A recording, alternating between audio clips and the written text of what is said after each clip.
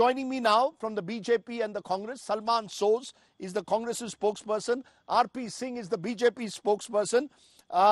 RP Singh, you heard Dr. Farooq Abdullah saying here that he believes that the BJP has failed the people of Jammu and Kashmir and particularly has not been able to bridge the divide between Hindus and Muslims. How will you respond, RP Singh, to that? Radeep, I must congratulate you for the excellent interview you did, and you got a lot of things from Mr. Abdullah, and he has been very well exposed, not by you, by his saying. Last message you asked him was, please say something in Kashmiri. He uttered everything in Urdu, not a word in Kashmiri. I thought he'll say something in Kashmiri, and probably he'll again translate that in English or Urdu. But he said whatever he said in Urdu. But that point aside, other thing which is shocking is that he is saying that this alliances can have PDP into the bigger alliance. I mean, he's still hoping to get PDP also as part of the alliance. So that's clear that they know that they on their own they are not forming the government. The NC and Congress are not forming the government, and then they will need PDP's support if they run short, if they can even be near to the tally of making the government. But yes, the Gupkar alliance is back. The PDP, NC, and the Congress is back. Let me remind you of the last election which happened here of the DDC. In that, we as a party won some 74 seats. NC won some 57, and Congress won some 21. So we were the largest party in that DDC election also. But this point aside, but fact is that Mr. Abdullah also went ahead and then he took a U-turn. I mean, I thought it was only Amrullah who is a confused leader. I name him as a confused leader because one time he said that we will not contest election till the time 370-35A is removed. And then he is contesting two elections now. Election from two constituencies now. So is Mr.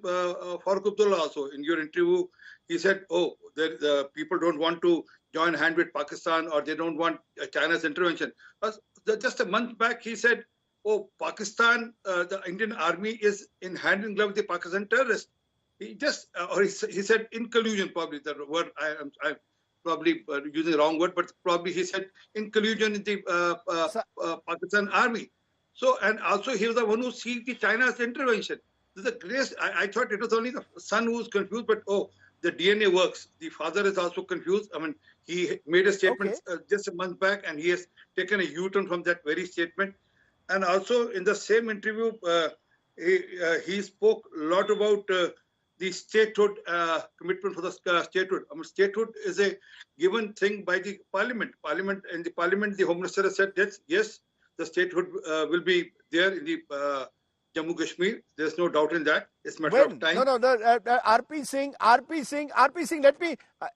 Singh, let me stop you for a moment, because the one issue as I travel through Kashmir is statehood. It's one thing for Article 370 to have been set aside, but statehood, to downsize a state and make it a union territory, is something that has hurt and angered a lot of Kashmiris here. Will you give statehood soon after the elections? Will you stick to your commitment even if you lose the elections? If the BJP loses the election, whoever comes to power and passes a resolution in the assembly, will the Modi government give them statehood back? Well, Rajeev, let me tell you very clearly that we are forming the government at all costs. I'll meet you soon. I was in Jammu. I just came for a day for some medical emergency in Delhi. I'll be back in Jammu tomorrow again, early morning. And I'll soon be, after probably on Sunday or Monday, I'll be in Srinagar again. 100%. The statehood is a commitment of the parliament and then the government also. It will be there. And we are not losing elections. We are forming the government. Next government will be BJP-led government. Okay. You're saying it will be a BJP-led government. Salman Soz, where does the Congress stand in all of this? Because you are united with the National Conference on the demand for restoration of statehood. But on Article 370 and autonomy, where the National Conference would like the clock to be turned back, is the Congress very clear you can't go back to Article 370 now? Rajiv, first let me just say that you spoke about Kashmiris wanting statehood. In fact, the people of Jammu also want statehood. The entire population of Jammu and Kashmir wants statehood. There is no There's no question about it. And if the BJP had to do it, they had all this time to do it. The reason BJP didn't do it because they wanted unfettered rule over Jammu and Kashmir. BJP has been in charge since 2014 in one way or the other. The last 5 years through a viceroy from Delhi, a king from Delhi, as Rahulji said just 2 days back when he was visiting Jammu and Kashmir. Now, it doesn't matter what the BJP says about statehood. Let me tell you what the Congress party and our leadership says about statehood. Regardless of what Prime Minister Modi, Home Minister Amit Shah, or the BJP want, the people of Jammu and Kashmir will get their statehood because it is our right. It is not for anybody to give us. It is our right. Now, let me tell you why the people of Jammu and Kashmir, which will be a state soon, why they're so upset. Why they're so upset with BJP. And RP Singh ji says that they're going to form the government. Let me tell you why they're not going to form the government. Rajdeep, in Jammu and Kashmir, this is a place which has the second highest unemployment rate for young people, 28%. For women, Rajdeep, 48.6% unemployment rate, the highest in the country.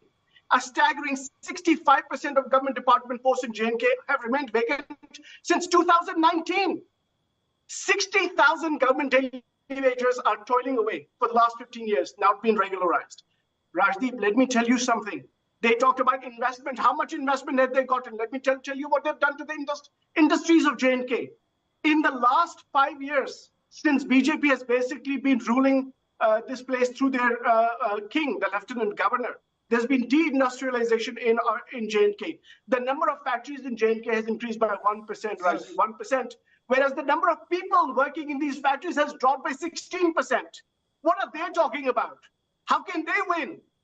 People in Jammu and Kashmir are fed up with these people. Now it is time to show them the door. Salman shows. The fact is, it's not as if. No, 1 minute. There was a Kashmir before 2019.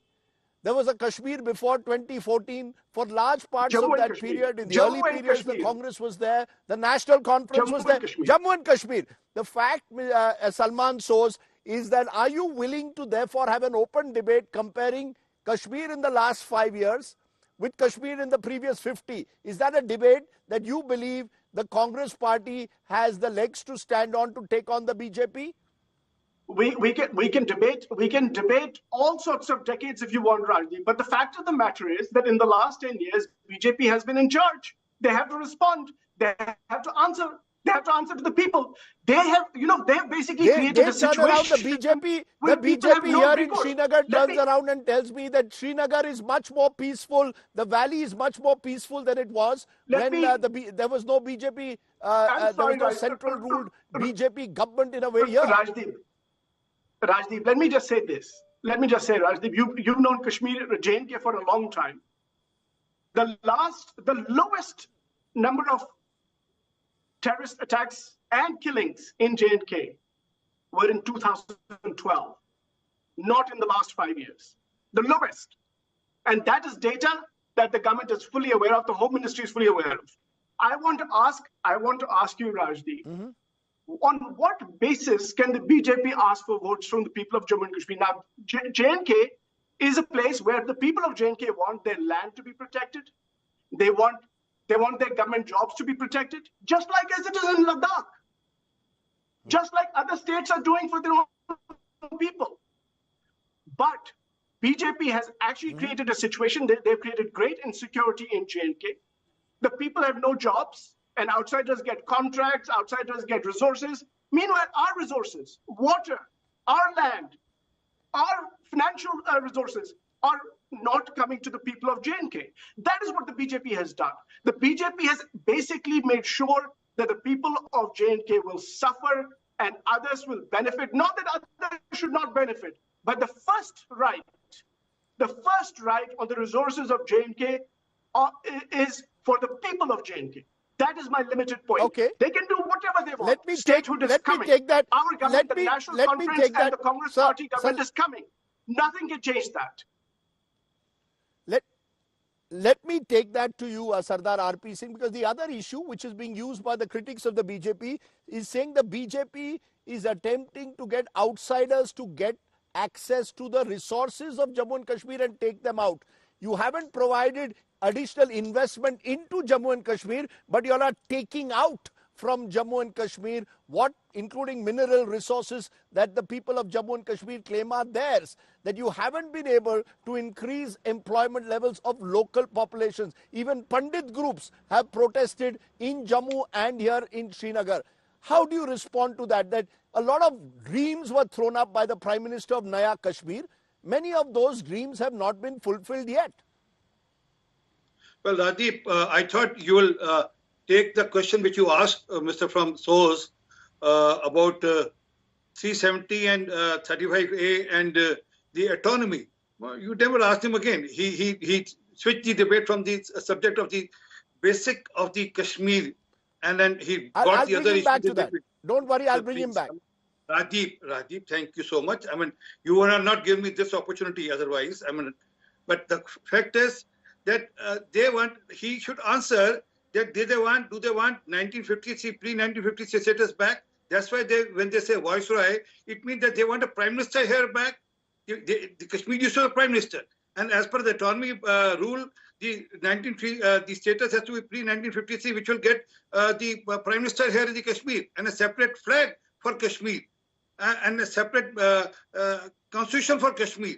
But do they want that back? Do they want the Valmikis to suffer again and to keep doing the same grooming job which they used to do during their regime and not get the jobs opportunity otherwise which they have got? Do they want that the stone pelting should happen again? He was talking about the data. Let me give you data. More than 1,352 cases happened of the stone pelting before 2019. Tell me last 2 years, one case of stone pelting which has happened in the valley. Or also, when did Mr. Soz heard the slogan of Nizam-e-Mustafa here? I don't remember that the Nizam-e-Mustafa slogan was ever heard here. And also, what about that question of 2 crore tourists?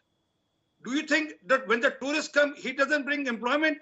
I mean, when was the last time you heard that place like Kashmir has 2 crore tourists? And this year itself, it has crossed more than 1 crore 50 lakh by now.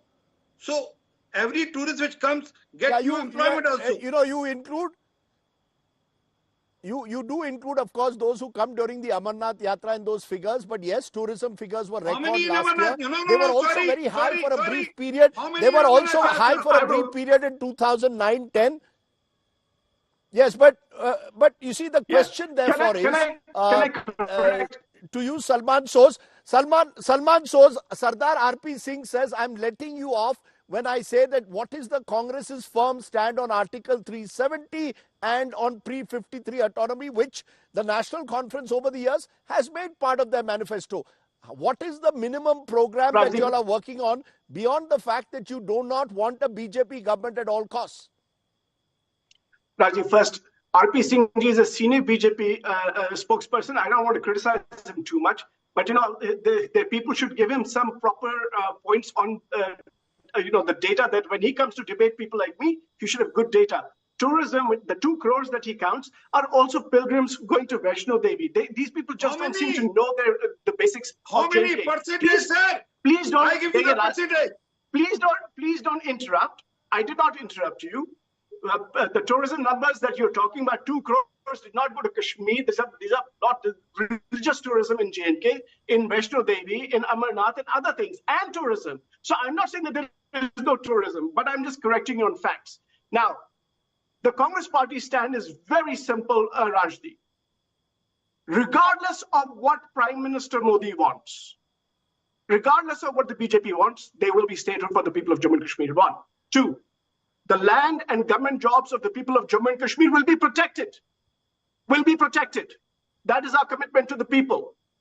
And we will do this by carrying every part of J&K together. And by the way, Rajdeep, you should ask R.P. Singh ji and the BJP one thing. They talk about this group and that group. Let me ask them, have we forgotten that they basically, when there was a young Kashmiri Pandit who was killed, an officer in Kashmir, when Kashmiri Pandits came out to protest because they were feeling so insecure, you know what the government did? They locked them up in their colony. They have no shame. They have no shame. They blacked it out in the media. But Kashmiri Pandits know that this government has done nothing but use them. But the Congress Party's commitment is that we will be there for our Kashmiri Pandit brothers and sisters. We will do all it takes to do whatever is possible. There have been many broken. No, I have to stop. Them. So, Saab, there have been many promises that have been broken over the years, particularly to Kashmiri Pandits. That is the unfortunate, saddening reality of Jammu and Kashmir. Now, we can go on with the blame game. We need to look ahead, and we hope that this election will provide a new beginning to Jammu and Kashmir. There's a 4-letter word called hope, and it's a word that a number of Kashmiris, both in Jammu and here, will live on. The people of Jammu and Kashmir are living on hope, perhaps starting, many believe, with the promise of statehood once again. To Sardar R.P. Singh and Salman Soos, I appreciate you joining me here on the news today.